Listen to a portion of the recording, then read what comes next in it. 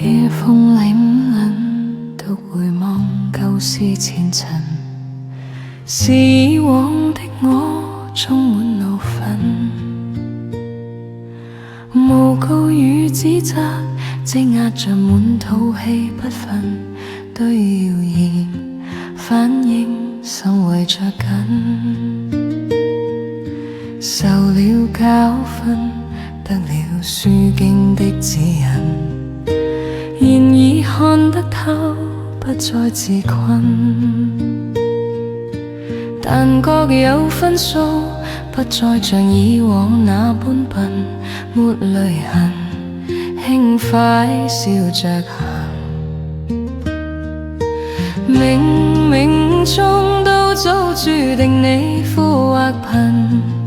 是錯永不對，真永是真，任你怎說，安守我本分，始終相信沉默是金。